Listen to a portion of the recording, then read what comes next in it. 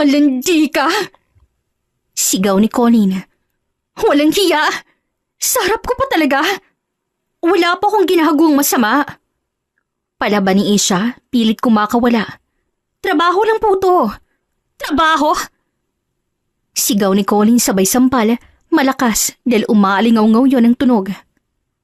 Trabaho bang humawak sa asawa ng iba, ha? Napaupo sa lupa si Asia, hawak ang pisngi. Nanggigilid ang luha niya, pero may halong galit sa mga mata. Ma'am Colleen, nagkakamali po kayo. Tumahimik ka! Alam mo bang pinapalampas ko lang yung paglalandi mo sa asawa ko, ha? Lumapit ang ilang kasambahay, nag-aalangan. Walang makasingit. Si Esteban ay nakatayo sa gilid. Hindi makapaniwala sa nangyayari, ngunit hindi rin niya pinigilan si Colleen. Alam niyang matagal na puno ang asawa niya.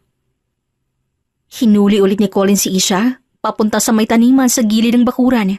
Basa ang lupa roon dahil kakadilig lang. Ma'am, tama na po. Maawa na po kayo.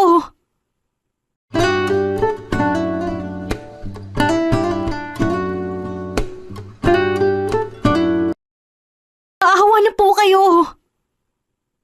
Cole, gising na. Mahinang ngunit may lambing na sabi ni Esteban. Nakasandal sa hamba ng pinto. Late na tayo kung hindi ka bangon. 5 minutes. Please lang, 5 minutes. 5 lang. 5 minutes mo, umaabot ng 30. Natatawang sagot ni Esteban habang lumalapit sa kama. Umupo siya sa gilid, marahang hinaplos ang likod ni Colleen. May meeting tayo with the farm managers, remember? Alam ko, pero mas masarap gumising kapag ikaw yung una kong nakikita eh. Napailing si Esteban pero hindi rin maitago ang ngiti. Bolera ka talaga kahit bagong gising. Hindi honest lang. Sabay upo ni Colleen at yakap sa bewang ni Esteban. Good morning asawa ko. Good morning. Sagot ni Esteban saka hinalikan ng kanyang noo. Coffee? Oo naman. Ikaw magtimpla ha. Mas masarap kapag ikaw eh. Sige na nga. Sabay silang bumaba ng hagdan, magkahawak kamay. Sa kusina, maliwanag ng ilaw ng araw na pumapasok sa malalaking bintana. Amoy kape at bagong lutong panisalang sumalubong sa kanila. Si Manang Lita, matagal na nilang kasambahay, ay abala na. Magandang umaga po, Ma'am Sir. Good morning, Manang. Ang aga niyo po ngayon May meeting ho kasi. Ako na pong bahala sa kape, Manang. Hay nako, Sir Esteban. Talagang alagang-alaga mo si Ma'am Colleen. Siyempre naman po, asawa ko yun eh. Umupo si Colleen sa mesa, pinapanood si Sebang nagtitimpla. Alam mo, naaalala ko pa ng bago pa lang tayo dito. Sobrang tahimik ng lugar. Akala ko malulungkot ako eh.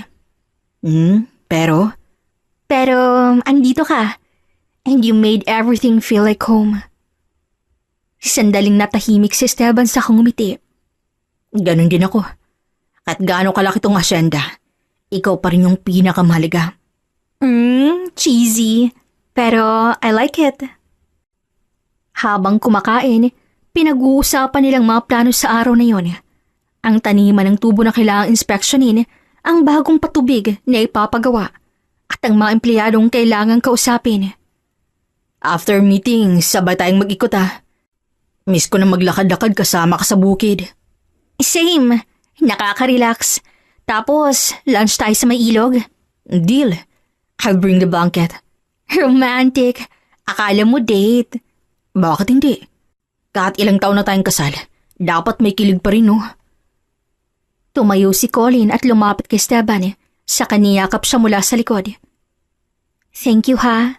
Sa lahat. Always. Sagot naman ni Esteban at hinawakan ang kaning kamay. Matapos magbihis, lumabas sila ng bahay. Sa labas, abala ng ilang manggagawa. May kumaway, may bumati. Magandang umaga po, ma'am. Good morning. Masiglang sagot ni Colleen. Habang naglalakad, hindi nila napapansing may isang babaeng nakatayo sa di kalayuan. Tahimik lamang na nakamasid. Cole, Biglang sabi ni Esteban habang humihinto sa gitna ng daan. Naalala mo ba nung una kitang dinala rito? Oo. Takot pa ako noon. Sabi ko, what if hindi ako bagay sa buhay na to? At ang sabi ko? Sabi mo, kahit saan kadali ng buhay, bagay ka kasi ikaw ka. Tama. And I still mean it. Huminga ng malalim si Colleen. Pinagmasta ng lawak ng lupain. Ang saya lang isipin, no? Na ito yung pinili nating buhay. Puno ng pagmamahal. Nagkatinginan sila at sabay natawa. Magkahawak kami siyang naglakad patungo sa bukid.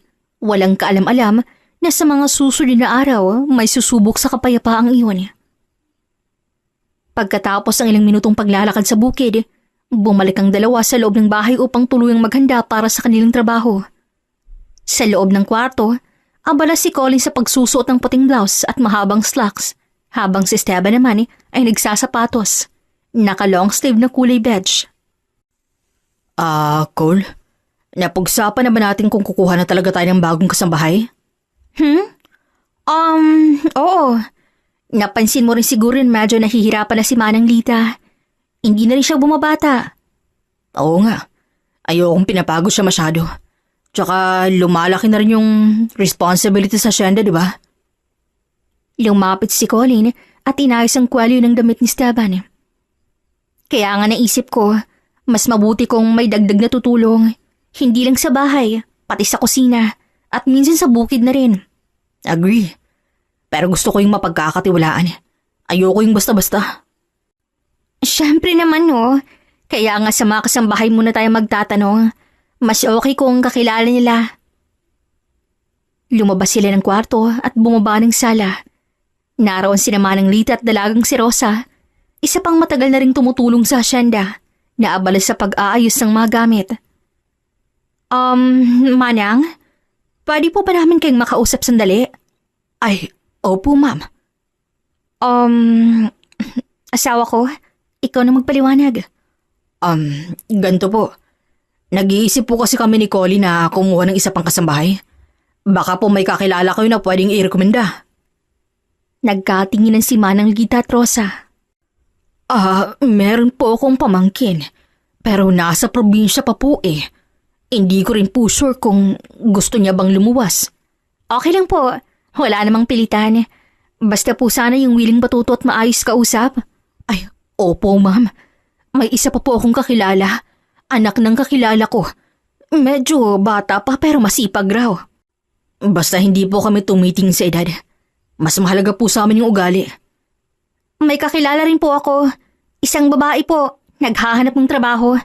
Hindi po siya nakapagtapos ng pag-aaral. Pero mabait naman daw at masunurin. Nagkatinginan ng dalawa. Okay lang po yun. Hindi naman basihan ang pinag-aralan sa pagiging mabuting tao eh. Tama. Basta po alam ng boundaries at marunong rumispeto. Opo, ma'am sir. Isasabihin ko po sa kanya. Pwede po ba siyang pumunta bukas? Pwede naman. Interview lang muna. Hindi pa po final. Salamat po. Salamat din po sa tulong ninyo ha. Importante po sa amin ang opinyon ninyo. Matapos ang usapan, nagpaalam sina Esteban at Colleen na lumabas ng bahay. Habang naglalakad papunta sa meeting area, napabuntong hininga si Colleen. Kinakabahan ka ba? Hindi naman. Pero alam mo yun, gusto ko lang na maayos ang lahat. Tahimik ang buhay natin dito. Ayokong magulo. Hindi yan magugulo. Magiging maingat tayo. Ngumiti si Colleen. Ikaw talaga yung nagpapakalma sa akin eh. Tungkulin ko yan bilang asawa mo. Pagdating nila sa maliit na pavilion kung saan gaganapin ang meeting, naroon na ang ilang katiwala. Nagsimula ang talakayan tungkol sa ani, sahod at mga kailangang ayusin. Ngunit paminsan-minsan, nagtatagpo ang tingin ni Esteban at Colleen at kapwang ngingiti. Kinabukasan, mainit ang araw nang makarating si Colleen sa flower shop na nasa bunga ng bayan. Isang simpleng gusali lang to mula sa labas, pero sa oras na bumukas ang salamin ng pinto, bumungad agad ang sari-saring kulay at bango ng mga bulaklak. Lavender, rosas, Sunflower, sampagita. Halo-halo ang amoy, preskong-presko. Parang yakap na agad sa pagod. Sabay-sabay naman siyang tinawag ng mga empleyado sa loob. Napangiti agad si Colleen, halos mawala ang pagod sa biyahe. Good morning everyone! Ang aga niyo ha? Siyempre po, kailangan fresh lagi ang flowers kapag dumarating po kayo. Lumapit naman si Jessa, hawak ng isang bouquet ng puting rosas. Ma'am, bagong dating po to kaninang umaga. Ang gaganda, promise. Kayo rin, mukhang ganado ang lahat ah. Anyway, kumusta ang benta kahapon? Tanong ni Colleen habang naglalakad sa gitna ng shop, hinahaplos sa mga dahon ng halaman. Okay na okay po, especially yung mga anniversary bouquet. Ubus po agad. Good. Make sure lang na quality pa rin ha.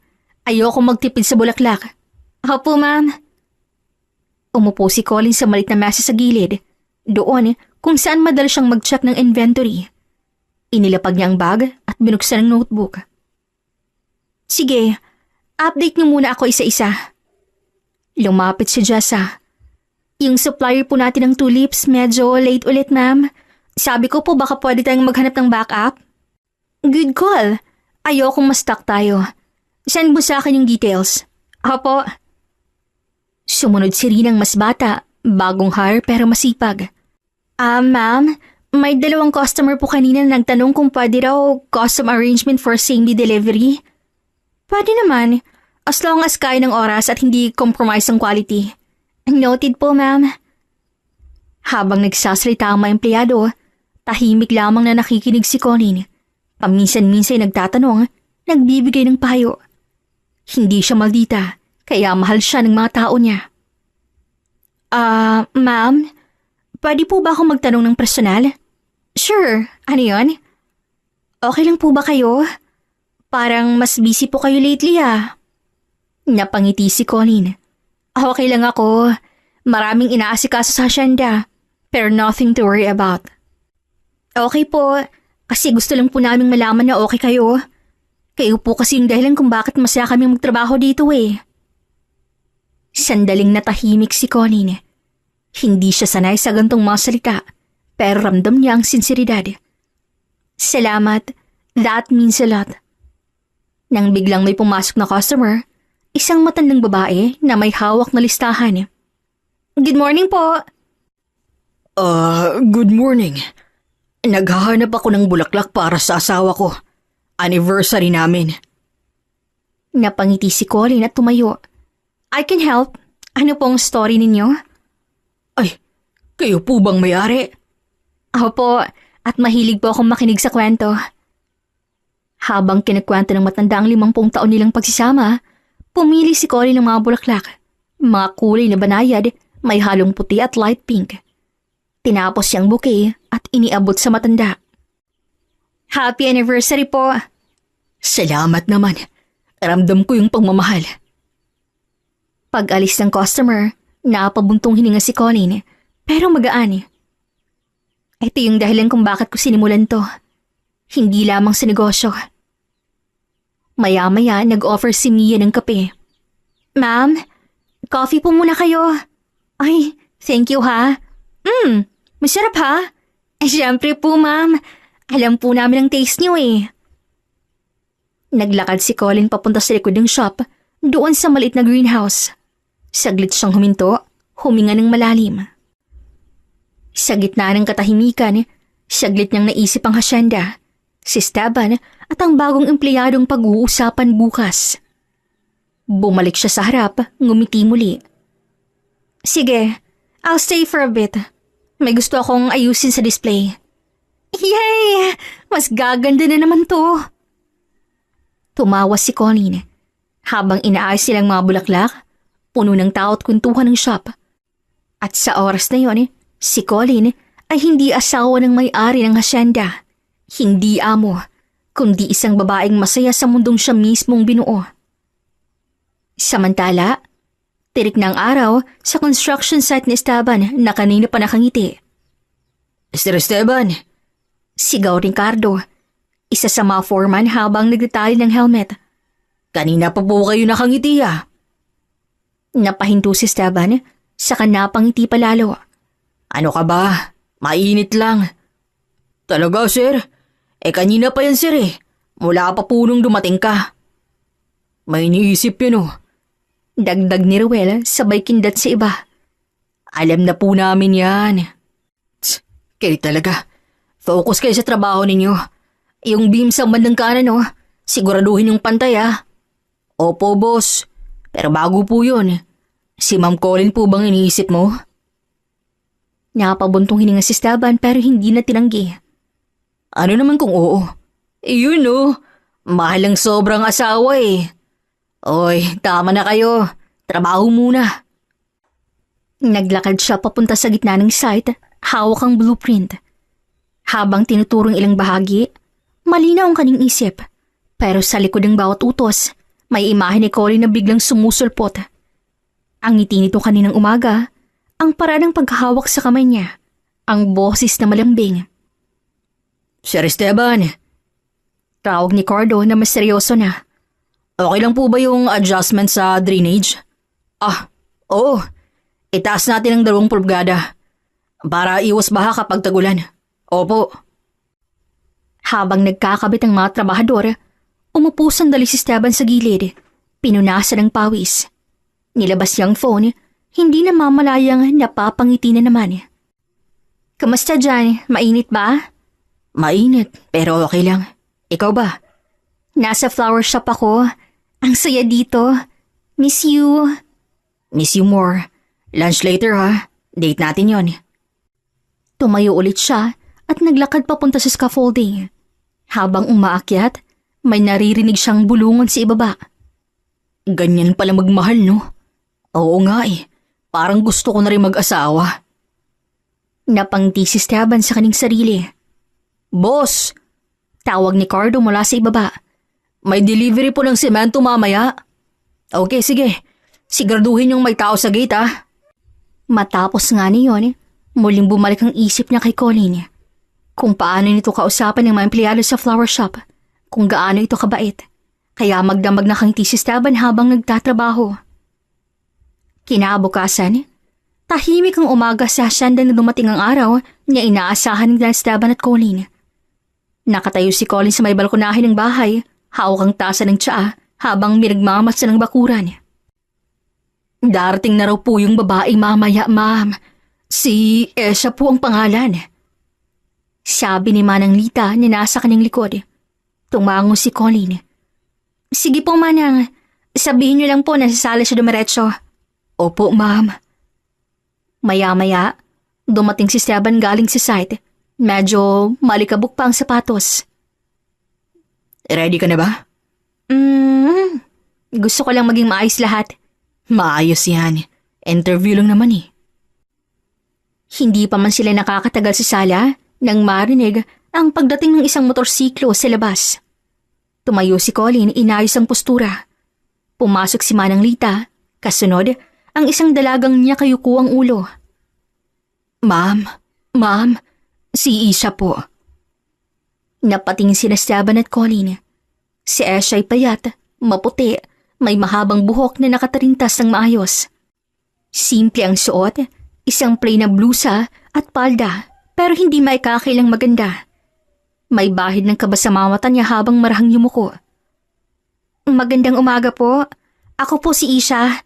Salamat po sa pagkakataong to. Ngumiti si Colin ng bahagya. Magandang umaga. Maupo ka. Opo. Sagot ni Isha, maingat na umupo sa gilid ng sofa, magkasalikop ang kamay sa tuhod. Tahimik si Esteban, pinagmamasdan lamang dalaga. Hindi mapanghusga, hindi rin interesado. Neutral lang. Tagasan ka? Sa kabilang baryo lang po, ma'am. Lumaki po ako doon. Maaga po ako nagtrabaho kasi kailangan po eh. Hanggang saan na natapos mong pag-aaral? Nakapag-aral lang po ako hanggang second year high school. Hindi na po kinaya ng pamilya ko eh. Okay lang yon. Ang mahalaga naman sa amin, ugali at sipag. Nako, masipag po ako, ma'am. Hindi po ako mapili sa trabaho. Tungkol naman sa bahay, kaya mo bang sumunod sa mga alintutunin? Singit ni Esteban. Opo, sir. Susunod po ako. Tahimik lang po ako at marunong rumispeto. Napansin ni Colleen ang mabilis na sulyap ni Isha kay Esteban, pero hindi niya binigyan kahulugan yon. Sa ngayon, wala pa namang mali. May karanasan ka na ba sa mga gawaing bahay? Opo, nagtrabaho po ako dati sa isang pamilya. Nagluluto, naglalaba, naglilinis. Maaga po akong gumigising. Tumatagal ka ba sa trabaho mo? Opo, umalis lang po ako kasi lumipat po sila sa isang lugar. Nagkatinginan muli ang mag-asawa. Sige, pwede ka nang mag-start bukas. Trial period muna. Namula ang mukha ni Asha. Salamat po, ma'am. Salamat po talaga. Hindi po kayo magsisisi. Tumayo siya at bahagyang yumuko. Gagawin ko po ang lahat ng makakaya ko. Manang Lita, ipaliwanag niyo na lang po kay Esha yung mga gawain. Opo, ma'am. Habang palabas si Esha, napatingin siya sandali kay Esteban. Ayos ka lang? Tanong ni Esteban matapos umalis si Esha. Oo, mukha naman siyang maayos eh. Kinabukasan, maagang gumising si Esha. Bago pa sumikat ang araw, nagwawalis na siya sa bakuran. Tahimik ang kilos, maingat. Nang makita siya ni Colleen mula sa bintana, bahagyang napangiti ito. Very good. Maagang gumising. Bulong niya sa kanyang sarili. Sa kusina, abala si Isha sa pagtulong kay Manang Lita. Ay, Manang, ako na po dyan. Ay, salamat iha ha. Masipag ka. Nasanay lang po. Pagdating ni Esteban sa kusina, agad yumuko si Esha. Magandang umaga po. Magandang umaga. Tahimik na kumilos si Esha sa mga sumunod na araw, ginagawa ang utos, bihirang magsalita, laging magalang. Kung kakausapin man ni Esteban, laging may pot-opo, laging may distansya. Ma'am Colleen, pwede ko po bang linisin yung study room mamaya? Pwede naman. Salamat ha. Wala pong anuman. Sa unang linggo, wala ni isang reklamo si Esha. Masipag, tahimik, sumusunod, kaya malaki ng tiwala ni Colleen. Ngunit sa likod ng mga magagaling ng ngiti at maamong boses, may mga mata ring nagmamasid. Sa ngayon, ang nakikita lamang ay isang bagong empleyadang mukhang mabait, mukhang mapagkakatiwalaan. Lumipas ang mga araw, natira normal lang ang takbo ng buhay sa asyenda. Maaga pa rin ang gising, maayos ang trabaho, tahimik ang mga gabi. Ngunit sa gitna ng katahimikan yon, may unti-unting pagbabago. Si Isha ay nananatiling masipag. Tahimik pa rin siyang kumikilos, maingat sa bawat utos, at magalang kay Ma'am Colleen at laging nakikong ulo kapag kinakausap. Ngunit kay Sir Esteban, isang tanghali, nasa veranda si Sir Esteban, abala sa pagbabasa ng mga papeles galing sa site. Tahimik ang paligid hanggang sa maramdaman niyang presensya ng isang tao. Sir Esteban, mahinang tawag ni Esha mula sa likuran. Napatingin siya, bahagyang nakakunot ang noo. Oh, ano yun? Tubig po. Sabi ni Esha, iniabot ang basong malamig na may yelo. Mainit po kasi ngayon eh. Hindi agad kinuha ni Sir Esteban ang baso. Hindi naman ako humihingi ah. Opo, nauna ko na po kasing naihanda. Napabuntong hininga si Esteban at kinuha ang baso. Salamat. Wala pong anuman. Ngunit imbis na umalis agad, nanatili siya roon ng ilang segundo. Tila ba naghihintay? Nang mapansin ni Esteban ang katahimikan, muli siyang tumingin. May kailangan ka pa? Wala na po. Bababa na po ako. Umalis siya, ngunit habang papalayo, may bahagyang ngiti sa labi. Isang ngiting hindi nakita ni Esteban. Sa mga sumunod na araw, mas napapadalas ang paglapit ni Isha kay Esteban, laging may dahilan. Sir Esteban, tinimplahan ko po kayo ng kape. Sir Esteban, nalinis ko na po yung sapatos ninyo. Sir Esteban, baka po gusto niyong magpahinga muna. At sa bawat paglapit, mas lalo namang umiikli ang pasensya ni Esteban. Huwag kang nilapit kung walang utos. Hindi ko kailangan yan. Busy ako. Isang gabi, habang naghahapunan ng mag-asawa, tahimik na nag-aayos ang mesa si Isha sa gilid. Pero paminsan-minsan, napapatingin siya kay Esteban. Napansin niyo ni Colin pero pinagsawalang bahala niya. Siya, pakikuha nga yung extra plato sa kusina. Opo, ma'am. Pagbalik niya, nadaanan niya si Esteban. Bahagya siyang huminto. Sir, masarap po ba yung ulam? Okay lang. Si Ma'am Colin po kasing nagluto niyan. Swerte po kayo sa asawa ninyo. Sa mga sumunod na linggo, mas naging kapansin-pansin ang kilos ni Isha. Lalo na sa tuwing naroon si Esteban. Kapag galing siya sa site, laging may nakaabang na tuwalya. Kapag pagod siya, may inihandang kape. At kapag tahimik siya, may tanong si Isha. Nakapaghanda na po ako ng panligo niyo, sir. Sabi niya agad. Huminto si Esteban. Dahan-dahan siyang tumingin sa kanya. Malamig ang mga mata. Sino nagsabi siyang gawin yan? O wala po. Napansin ko lang po kasi... Huwag kang magdedesisyon para sa akin. May asawa ako. Si Ma'am Colin mo ang gumagawa ng mga ganyan. Pasensya na po, sir. Iniwan siya ni Esteban nakatayo sa may pintuan. Nakayuko, nanginginig ang kamay. Kinagabihan, napansin ni Colin ang katahimikan ng kanyang asawa. Ayos ka lang? Tanong niya habang magkatabi silang dalawa sa kama. Okay lang. Medyo makulit lamang yung kasambahay. Makulit? Oo. Laging lumalapit ka at hindi kailangan eh. Pinagsabihan ko na nga yun eh. Basta, malinaw ang boundaries. Malinaw. At sisiguraduhin kong mananatiling malinaw yun. Sa kabilang bahagi naman ng bahay, mag-isa si Isha sa kwarto ng mga kasambahay. Nakaupo siya sa gilid ng kama, hawak ang laylay ng damit, nakatitig sa sahig. Sa una, trabaho lamang ang pakay niya. Pero habang tumatagal, may kung anong umuusbong. Hindi niya maipaliwanag. Hindi niya inaamin. Ang alam lamang niya, gusto niyang mapansin. Gusto niyang maramdaman. At habang si Esteban ay lalong lumalayo at nagiging mailap ang pakikitungo, si Isha naman ay mas lalong kumakapit sa ilusyon na balang araw, mapapansin din siya. Samantalang si Colin kahit hindi pa tuwirang sinasabi, ay unti-unti na rin nakakaramdam. Hapon niyon sa hasyenda, abala si Isha sa pagbabalaw ng madamit. Maingat ang galaw niya. Ilang sandali pa, dumating si Manang Lita. May hawak na basket ng bagong plansyang damit. Isha?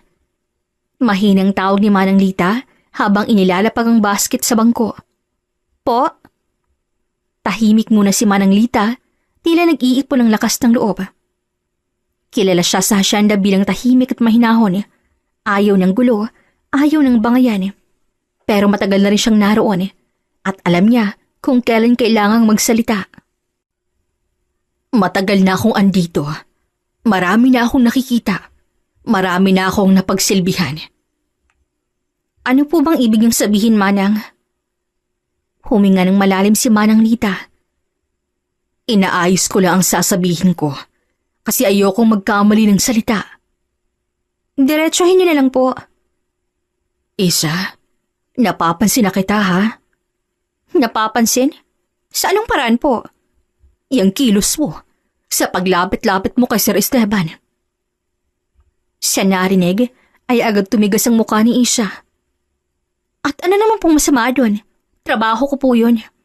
Trabaho ang magsilbi, hindi ang maghanap ng atensyon. Atensyon? Nagbibigay lamang po ako ng kape, tubig, tulong. Masama na po ba yun ngayon? Kung pareho lang ginagawa mo sa lahat, hindi. Pero hindi ganun nakikita ko at ng iba.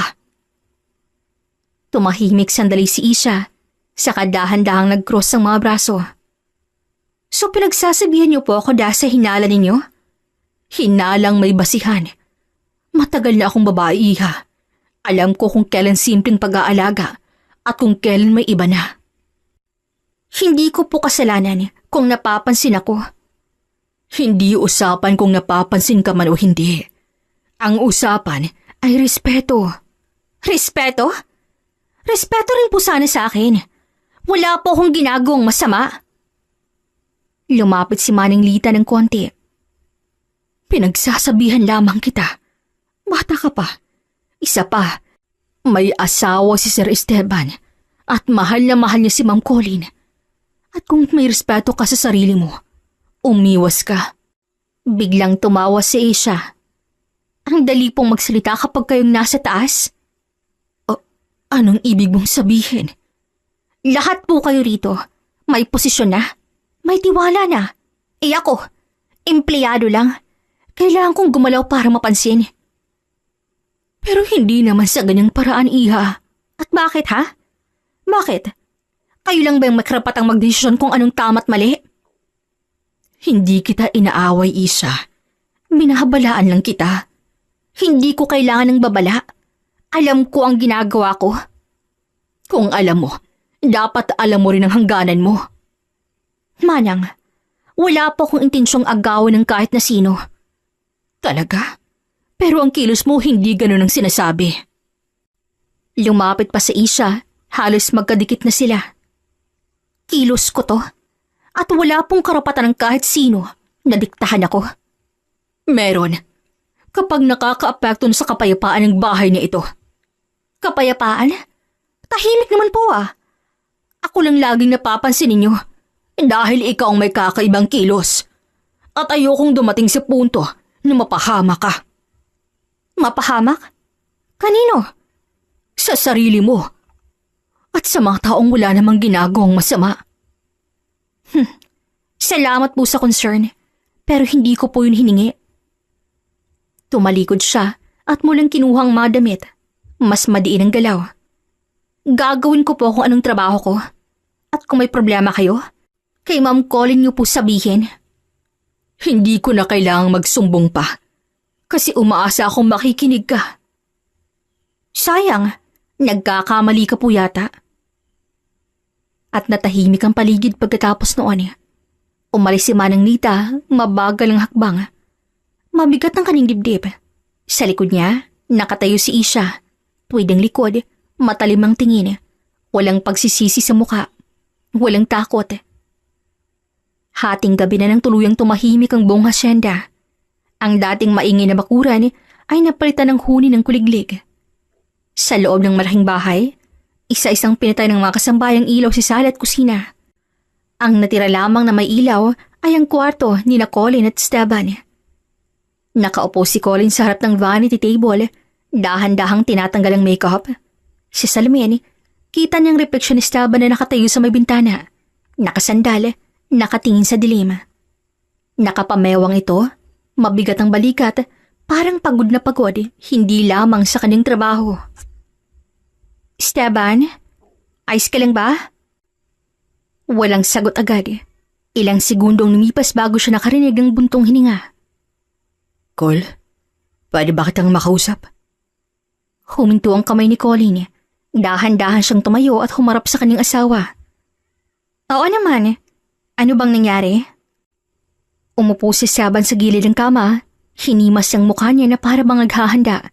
Si Colleen naman ay umupo sa kanyang tabi. Kanina pa kita napapansin na. Para bang may bumabagabag sa'yo. Ayoko namang magmukhang nagre-reklamo. Ayokong isipin mo na maliit na bagay lamang to. Pero pakiramdam ko kasi kailangan mo nang malaman eh. Kumunot ang noo ni Colleen. Tungkol ba to kay Isha? Napatingin si Esteban sa kanya at bahagyang nagulat.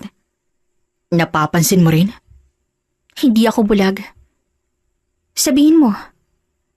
Huminga ng malalim si Esteban. Cole, simula kasi nang dumating siya, ilang beses ko nang nararamdaman na lumalampas siya sa dapat. Sa una pinapalampas ko. Akala ko masyado lamang siyang palakaibigan. Pero hindi pala. May mga tingin siyang kakaiba eh. May mga kilos. May mga salitang hindi na dapat sinasabi sa amo. Lalo na kung alam niyang may asawa ako. Bakit? Ano ba mismong ginagawa niya? Kanina kasi pagdating ko galing sa site, andoon naman siya sa may pintuan. Sabi niya ipagkahanda niya naman daw ako ng panligo. Napagod daw ako. Hindi ko naman hiningi yun eh. Sinabi ko sa kanya hindi ko kailangan. Hindi kang gumagawa ng maganong para sa akin. Pero ngumiti lang siya. Yung ngiting hindi akong komportable. Tapos sabi niya, okay lang po sir. Gusto ko lang pong makatulong. At anong sinabi mo? Sinabi ko sa kanya na tulong yun na hindi ko hinihingi. At dapat alam niya kung saan siya lulugar. Pero hindi pa doon natapos eh. Mas naging makulit siya nitong mahuli. Laging nag-aalok. Laging nasa paligid ko. Kahit may ibang pwedeng utusan, akong nilalapitan. Dahan-dahang hinawakan ni Colin ang kamay ng asawa. Bakit ngayon mo lang sinabi? Dahil ayokong mag-alala ka. Ayokong magdulot ng selos o gulo. Pero kanina napagod na ako eh. Napagod ka saan? Sa kakaiwas. Sa kakailang magpakita ng sungit. Para lang tumigil siya. May ginawa ba siyang iba? Oo. Narinig ko rin kanina na pinagsabihan siya ni Manang Lita.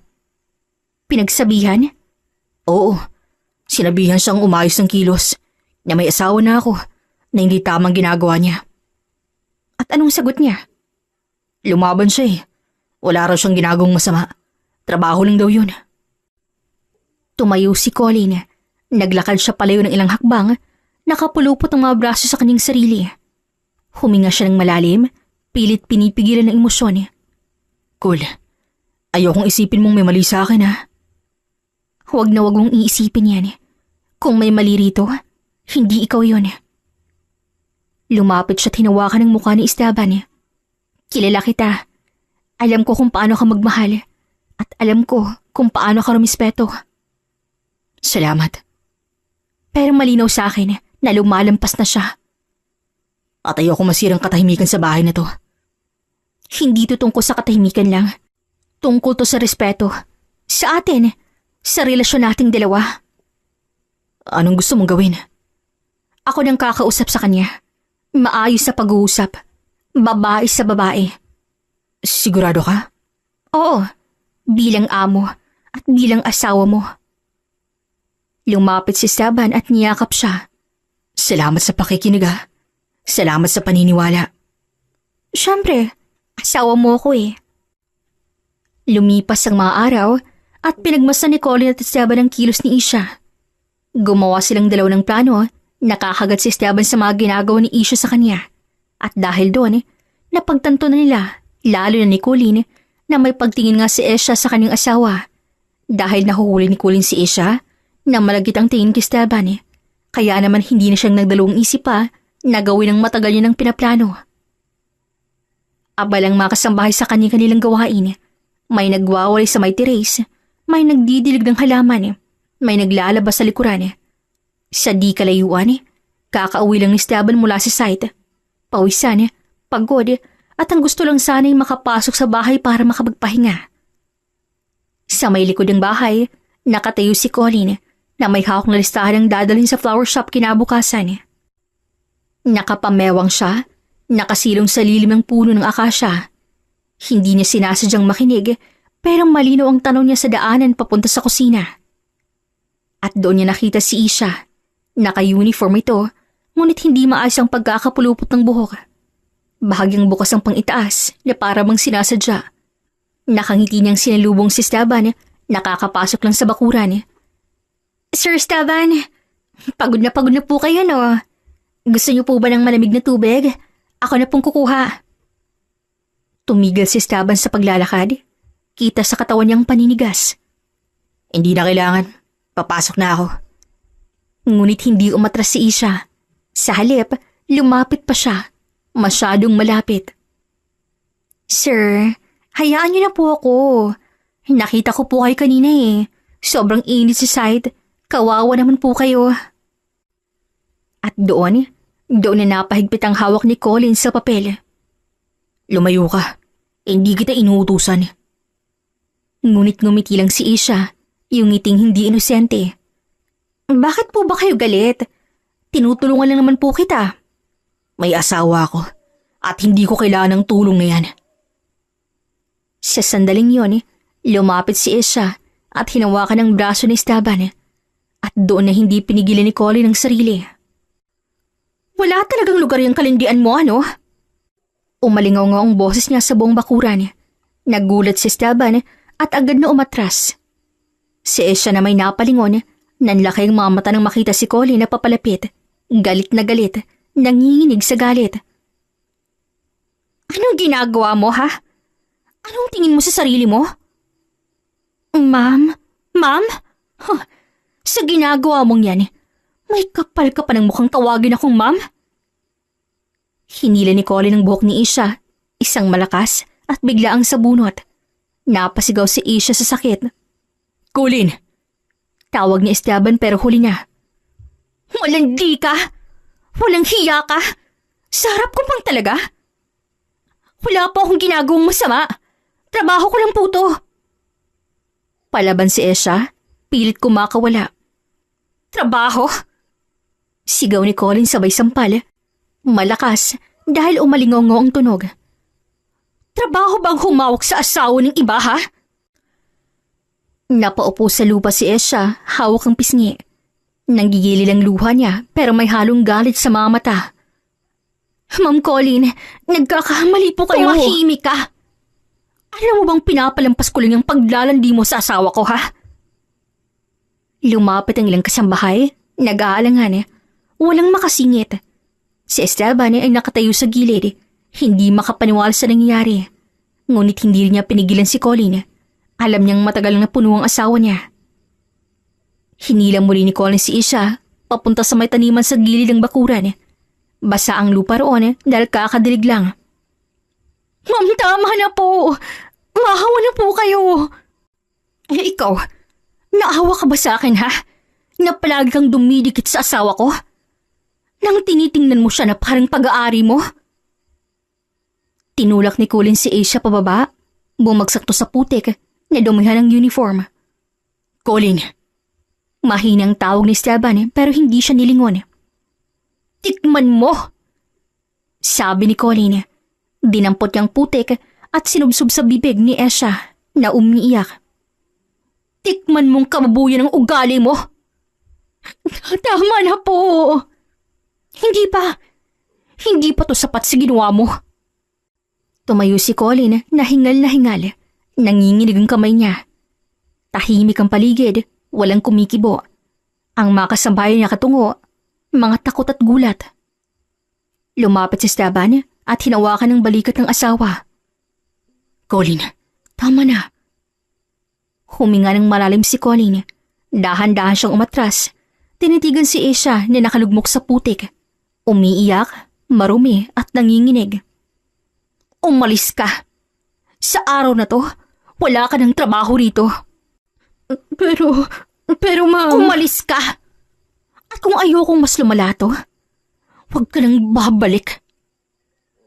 Tahimik na tumayo si Isha, nanginginig at mabilis umalis sa bakuran. Dalang hiya at takot.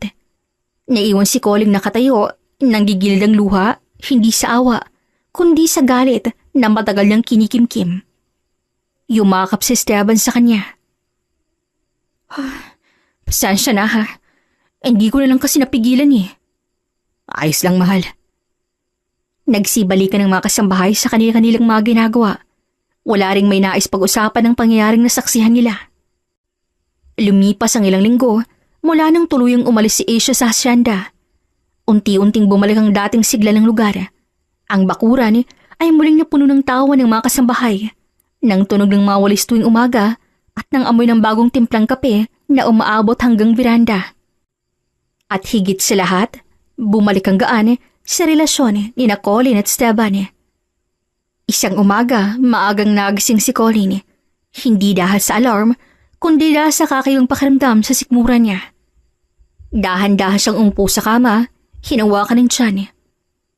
Parang iba na to Bulong niya sa kaning sarili.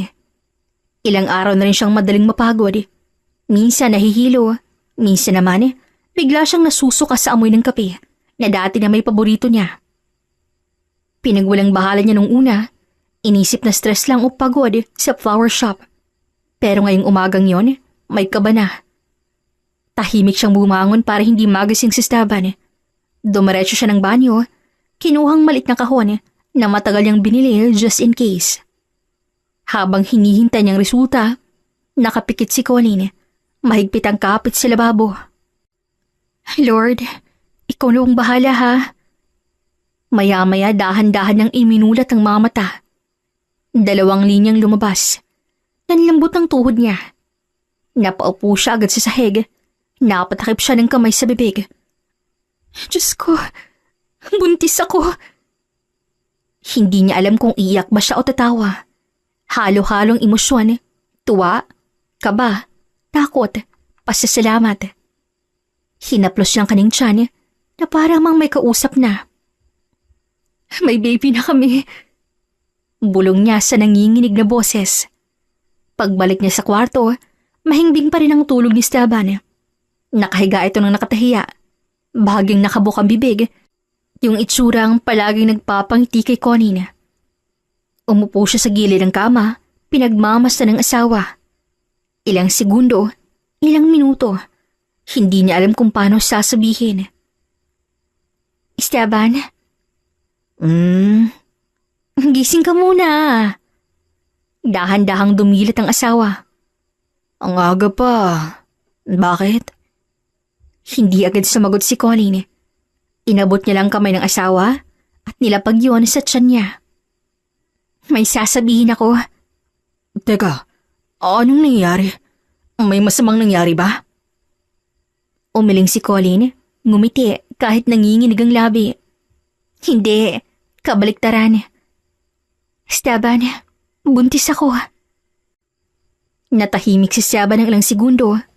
Halos hindi na kumukurap. Ano?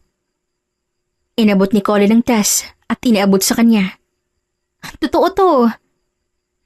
Tumayo si Esteban sa kama, nakatulala sa hawak niya. Ilang beses siyang kumurap para bang hindi makapaniwala. Colleen, sigurado ka? Oo nga. Biglang napangiti si Esteban, yung ngiting bihirang-bihira, yung parang batang nakatanggap ng pinakamagandang regalo sa mundo. Buntis ka? Ibig sabihin, magiging tatay na ako?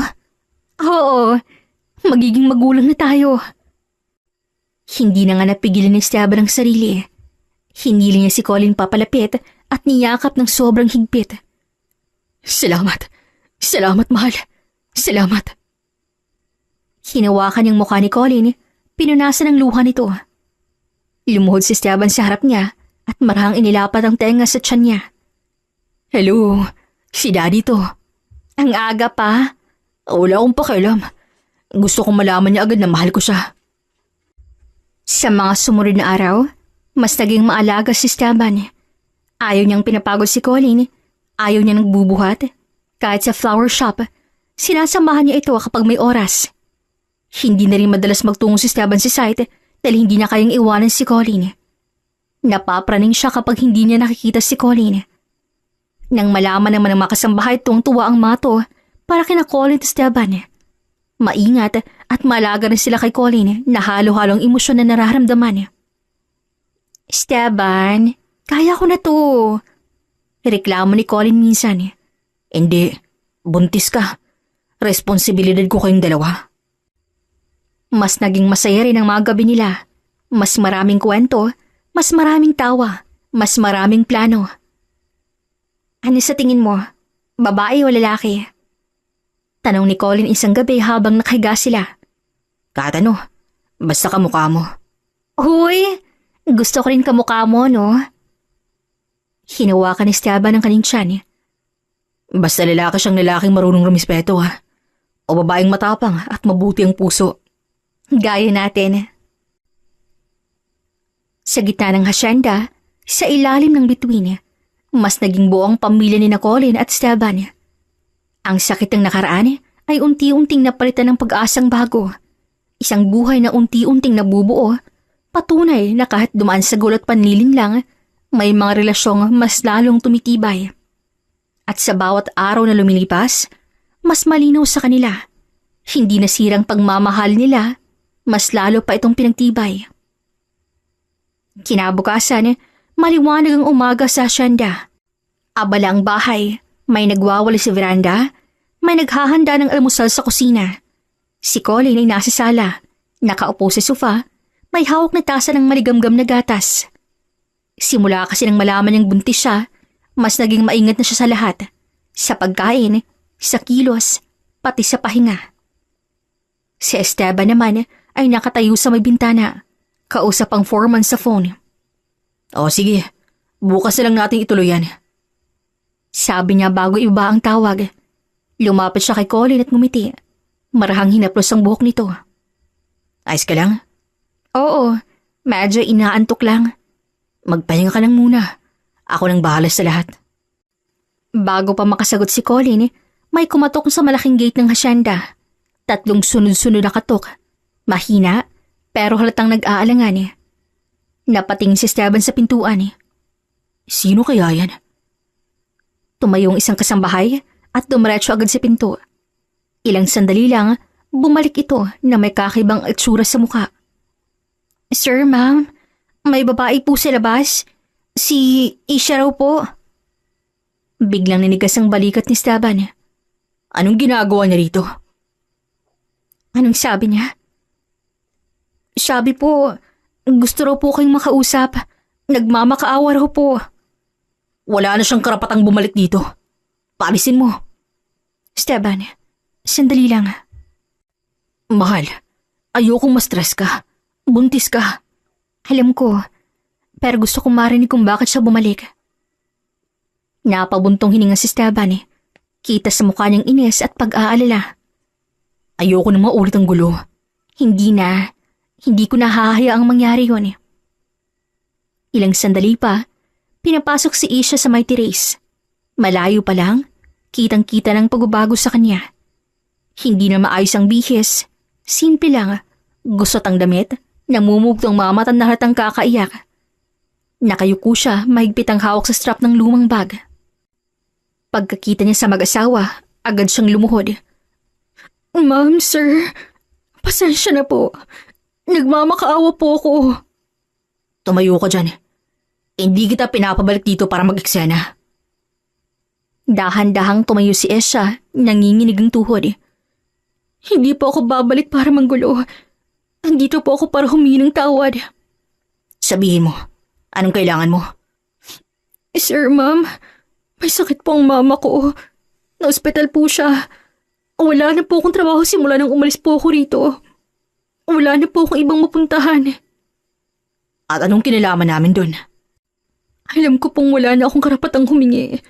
Pero kahit tulong lamang po, kahit konti, para po sa mama ko. Tahimik ang paligid. Si Colin ay napahawak sa kanyang tiyan na parang may kung anong kumurot sa puso. Esteban, ngunit nauna nang nagsalita si Esteban. Isha, alam mo ba kung gaano ka nakasakit at nakasira ng tahimik na buhay? Hindi lang si Colin, pati ang katahimikan sa bahay na to. Opo, alam ko po. At araw-araw ko po yung pinagsisisihan.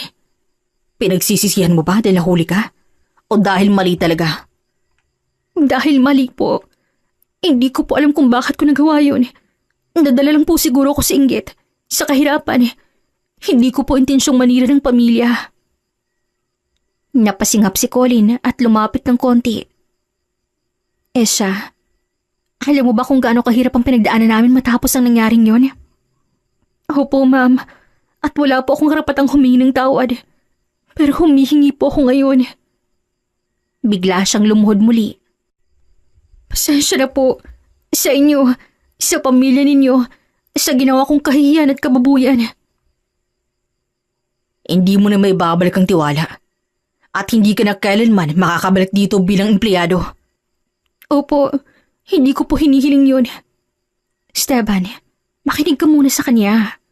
Mahal, ayokong ma-stress ka. Hindi ako stress. Nakikinig lang ako. May dala ka bang papeles ng mama mo? Medical records? Tumango si Esha. Agad hinugot ang gusot na envelope sa kanyang bag. Opo, ma'am. Kailangan niyo po ng gamot at follow-up. Hindi ko po alam kung saan ako kukuha ng pera eh. Cool. Esteban, hindi ko pa siya pinapatawad sa ginawa niya. Pero alam mo naman na kapag buhay ng usapan, di ba? Natahimik si Esteban. Alam niya na ang gagawin ng kanyang asawa. Tutulungan namin ng mama mo. Ma'am, hindi ko po alam ang sasabihin talaga. Pero may kondisyon. Isang beses lang to. Walang pabalik-balik. Opo, opo sir, pangako po. Tulong pinansyal lang at referral sa doktor, hindi trabaho. Opo, maraming salamat po. Lumapit siya't yumuko. Pasensya na po ulit sa lahat. Tahimik na tumango si Colleen. Ayusin mo ang buhay mo. Huwag mo nang ulitin ang mga pagkakamali mo. Opo, hindi na po. Umalis si Esha na may hawak na tseke at listahan ng dapat puntahan. Hindi na siya lumingon. Naiwan sina Colleen at Esteban sa terrace. Sigurado ka? Oo, hindi para sa kanya. Para sa konsensya ko at para sa anak natin. Hinawakan ni Esteban ng tiyan niya at ngumiti. Proud na proud siya sa kanyang asawa sa kabutihang taglay nito. At sa umagang iyon, malinaw sa kanilang dalawa. Hindi lahat ng tulong ay pagpapatawad at hindi lahat ng galit ay kailangang dalhin habang buhay. Minsan sapat ng paggawa ng tama kahit masakit. Makalipas ang ilang buwan, ibang-iba ng itsura ng hasyenda. Mas luntian ang bakuran, mas buhay ang mga halaman, at mas maliwanag ang aura ng buong lugar. Parang sumabay ang lahat sa unti-unting pag-ikot ng bagong yugto ng buhay ng mag-asawa. Sa loob ng bahay, marahang naglalakad si Colleen sa may veranda. Malaki ng kanyang tiyan, halatang halata na ang pagdadalang tao. Suot niyang maluwag na bestida na paborito ni Esteban at ang isang kamay niya ay nakahawak sa railing. Ang isa'y nasa tiyan na tila sanay sa paghaplos. Ma'am Colleen, maupo po muna kayo. Maingat na sabi ng kasambahay. Sandali lang, masarap ang hangin Sa di kalayuan, may isang babaeng tahimik na nagwawala sa gilid ng bakuran. Si Esha iyon, ibang-iba na sa dating anyo. Mahaba pa rin ang buhok, pero laging nakapusod ng maayos. Saradong uniforme, walang labis, walang kulang. Ang mga mata niya'y laging nakayuko kapag napabadaan si Colleen. Hindi dahil sa takot, kundi dahil sa hiya. Matapos kasing nangyari noon, matagal bago muling napag-usapan ang pangalan ni Esha. At nang dumating ang pagkakataong nangailangan ulit ng dagdag ng kasambahay, dahil sa paglaki ng hasyenda at sa pagbubuntis ni Colleen, siyang unang nabanggit na pabalikin si Esha at obserbahan kung may pagbabago. Hindi naman sila nabigo dahil ibang-iba na nga si Esha. At ngayon, heto siya, tahimik, masipag, walang reklamo. Unang dumarating, huling umaalis. Hindi lumalapit kay Esteban, hindi rin umaaligid. Kapag may utos si Colleen, agad niyang tinutupad, nang walang tanong at walang dahilan. Isang hapon, naglalakad si Colleen papasok ng kusina nang makita niyang abala si Esha sa paghuhugas ng gulay. Esha? Po, ma'am? Pwede mo bang ipahanda yung sabaw na gusto ni Sir Esteban mo? Opo, ma'am. Gagawin ko po agad. Bago pa makatalikod si Colleen, narinig ang muling nagsalita si Esha. Ma'am, salamat po. Salamat saan? Sa pagbibigay po ng pangalawang pagkakataon. Alam ko pong hindi ko po yun deserve. Esha, ang pagkakataon ay hindi para burahin ng mali. Para yan patunayan na kaya mo magbago. Opo, ma'am. Araw-araw ko pong pinapatunayan. At isa pa, huwag ka nang mahiya sa akin. Hindi na tayo babalik sa dati. Tapos na yun. Kalimutan na natin ang nangyari noon. Ang mahalaga, maayos ang ginagawa mo ngayon. Maraming salamat po talaga. Hindi ko po yun sasayangin. Tumango si Colleen at naglakad palabas ng kusina. Kinahapunan, narinig nilang tunog ng sasakyan sa may gate. Napangiti si Colleen kahit hindi pa siya lumilingon. Kilala niya ang tunog na yon, si Esteban. Mabilis na tumayo si Esha mula sa ginagawa. Ma'am, dumating na po si Sir Esteban. Oo, alam ko. Pumasok si Esteban sa sala, pawisan pero may ngiting agad na lumapad nang makita si Colleen. Eto na ang pinakamaganda kong tanawin, Hoy! Lumapit si Esteban at agad hinawakan ng tiyan ni Colleen. Hello anak, Daddy's home. Hindi pa siya marunong makinig. Hindi ka sure, no? Kanina nga sa site, dinalo niya ako sa isip ko eh. Ikaw talaga? Pagod ka? Medyo, pero masaya. Good. Talika ang pahinga ko. Sa gilid, tahimik na dumaan si Esha. May dalang tray ng tubig at prutas. Maingat niya itong ilapag sa mesa. Sir, ma'am, merienda po. Salamat. Nang makaalis si Esha, bumaling si Esteban kay Colleen. Ayos ka na ba talaga sa kanya? Oo naman, masipag siya at malinaw sa akin na nagbago na. Basta komportable ka, okay na ako. Esteban, ang dami nating pinagdaanan, no? Pero andito tayo, mas lalong tumitibay. Sa kanilang hasyenda, may isang pamilyang unti-unting binubuo ng pag-unawa, pagbabago at pagmamahal, at isang babaeng binigyan ng pangalawang pagkakataon, hindi para kalimutan ang mali, kundi para patunayan ang tunay na pagbabago. Hanggang sa dumating ng araw na pinakahihintay ng lahat. Madaling araw pa lang, pero gising na ang buong hasyenda. Esteban! Mahinang ngunit nanginginig ang boses ni Colleen habang mahigpit ang hawak sa kumot. Masakit na talaga. Agad bumangon si Esteban. Ngayon na? Okay. Breathe, Cole. I'm here. Easy for you to say. Ikaw kaya mag-labor. Lumapit si Esteban at agad hinawakan ng kamay niya. Sorry. Tatawagin ko ng driver Dahan-dahan lang Andito lang ako. Manang Lita, pakihanda nga pong magamit ni ma'am mo. Opo, sir. Sa isang sulok naman tahimik na nakatayo si Isha. May hawak na bag na inihandaan niya na kagabi pa. Nanginginig ang kanyang kamay. Sir Esteban, andito na po ang hospital bag. Nakaayos na po lahat. Salamat, Isha. Sa loob ng sasakyan, mahigpit ang kapit ni Colleen sa braso ni Esteban. Esteban, natatakot ako. Ako rin. Pero sabay tayo Hindi kita iiwan. Sa ospital, sunod-sunod ang utos ng nurse. Ma'am Colleen, push po. Hindi ko na kaya. Esteban, parang ayoko na. Kaya mo yan. Look at me. Just look at me One more push. Kung hindi ka lang mahal, sinipa na kita Sige, sipain mo ako pagkatapos nito. Basta ilabas muna yan At sa huling sigaw, sa huling lakas, isang malakas na iyak ang pumuno sa silid. Congratulations, healthy baby. Esteban, narinig mo yun? Oo, narinig ko. Inilapit ang sanggol kay Colleen. Nanginginig niyang hinawakan ito. Hello, matagal na kaming naghihintay sa iyo. Salamat. Salamat sa iyong dalawa.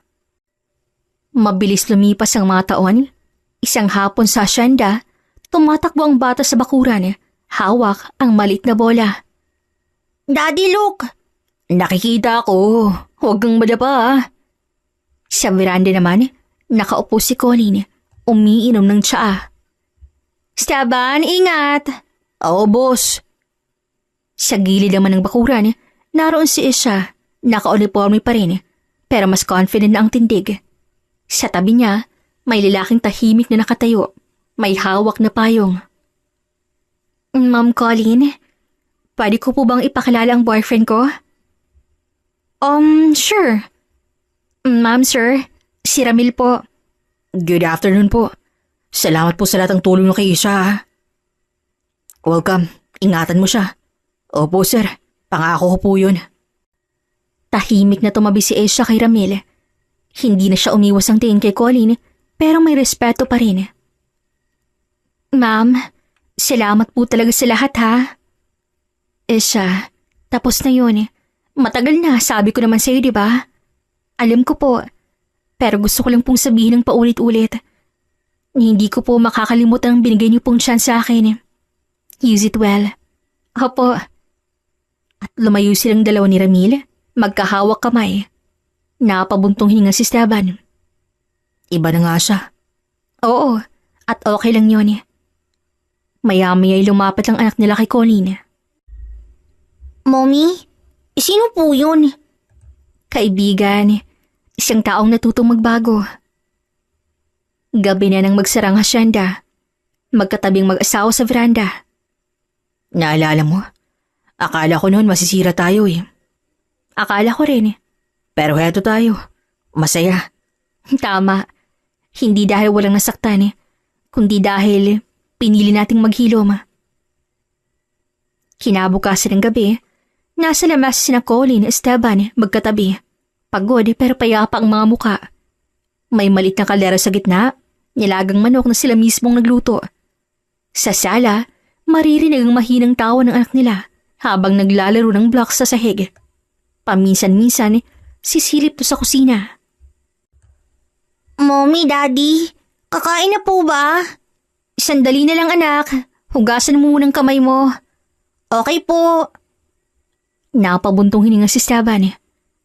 Every time na nakikita ko siya, parang worth it lahat eh. Salamat ha, sa pananatili, sa hindi pagbitaw.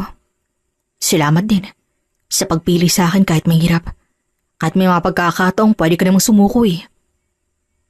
Nagkatinginan sila at ngumiti sa isa't isa. Lumapit si Esteban at saka hinalikan sa noo ang asawa. Maya-maya, dumating ang anak nila sa kusina. Bagong hugas ng kamay, may hawak na maliit na kutsara. Kain na po tayo. Sabay-sabay silang umupo sa mesa at habang kumakain sila, napatingin si Colin sa kanyang anak at kay Esteban. Naalala niya ang lahat ng gabing umiiyak siya. Ang mga panahong pakiramdam niya mag-isa siya kahit may asawa. Ang mga sandaling halos mawala ang tiwala niya sa sarili, sa mundo, sa pag-ibig. May pagkakataon na pinagdududahan niya ang kanyang sarili kung sapat bang ginagawa niya bilang isang asawa at saka ina. Pero dahil kay Esteban na palagi siyang binibigyan ng assurance, nawawalang mga pagdududa ni Colin sa kanyang sarili. Mommy, Biglang wika ng anak nila. masaya ka po ba? Napatingin si Colin sa anak. Opo, masaya ako. Ako rin. Sa kabilang bahagi ng bahay, sa maliit na kwarto ng mga kasambahay, tahimik ding nakahiga si Esha. May hawak siyang cellphone, may mensahe mula sa boyfriend niya na mahal siya. Matagal na rin mula nang sinabi ni Esha ang ginawa niya noon kina Ma'am Colin at Sir Esteban. Pero imbis na husgahan at iwanan siya ng boyfriend, naiintindihan siya nito at minahal pa siya ng sobra. Kaya mahal na mahalin siya ni Esha. Ngumiti siya. Hindi na yung ngiti ng inggit o pagnanasa, kundi ng kontento. Alam niyang hindi lahat ng pagkakamali ay dapat pagdusahan habang buhay. May mga taong binigyan ka ng pagkakataong magbago at habang buhay mong dadali ng utang na loob na yon. Pumikit siya ng payapa. Sa kusina naman, tapos na silang kumain. Magkatulong sina Colin at Esteban sa paghuhugas ng pinggan. Magkatabi, paminsan-minsan nagbabanggaan ng siko. Hoy, ayusin mo nga. Sorry. Hindi ko sinasadya. Tumawa sila. Pagkatapos, sabay nilang pinatulog ang anak nila. Hinaplos na Esteban ang buhok ng bata habang si Colin ay nakaupo sa gilid ng kama. Good night. Good night, Mommy. Good night, Daddy. Mahina nitong sagot bago tuluyang makatulog. Sa kwarto nila, nagpatay ng ilaw si Esteban. Humiga silang magkatabi at magkaharap. Esteban? Mahal kita. Mahal din kita. Noon, ngayon, at araw-araw pipiliin. Sa labas, muling humuling makuliglig. Sa loob ng bahay, tahimik na humihinga ang isang pamilyang minsan muntik ng masira pero piniling ayusin. At doon nagtapos ang kwento. Hindi sa perpektong buhay, kundi sa payapang puso.